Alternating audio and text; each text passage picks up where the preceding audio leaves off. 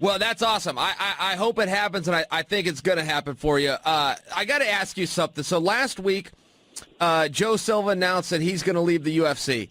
One of the .coms, I think it was Bloody Elbow I was at, they did a list of fighter reactions, and everybody was saying, oh, he worked hard. What's the UFC going to be like with how Joe? There was all of these comments. They got to the very last one. It was a quote from Al Iaquinta, and it said, Can you believe that? It said, good riddance. Good riddance. Good riddance. Now, you got to tell me the backstory.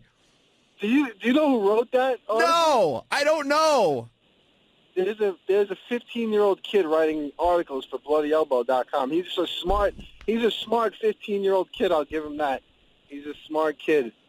But we were texting back and forth, and it's kind of a long-going thing. At the end of it, I would say whatever he's talking about. But at the end of it, I would say, you know what? Good riddance.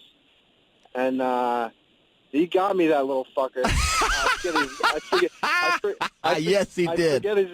I forget his name because I said a million freaking good things about Joe Silva, and then at the end I signed off. I said, but if he doesn't get me on the New York card, good riddance.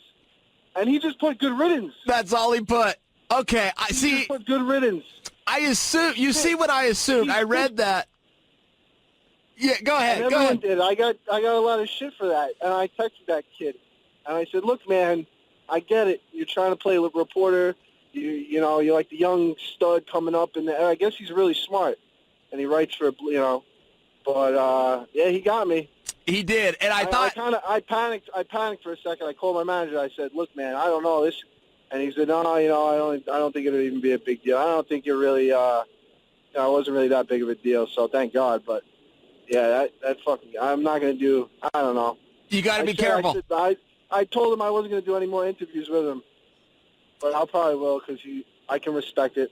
Yeah, you got to be careful with that, and I get it. And when I saw that, I thought, well, I thought Al must have had a bad story with Joe. But poor Joe, golly, on one hand he had a cool job, and on one hand his job sucked because he had to negotiate with guys. And then if guys are saying, no, I don't want to do that, it comes back to the fight promotion. Well, this guy said this, and this guy said that, and we could do it over here. And the promoter side kicks in, and I just assumed, I thought, okay, Al must have had some run-in with Joe where Joe had to puff up back.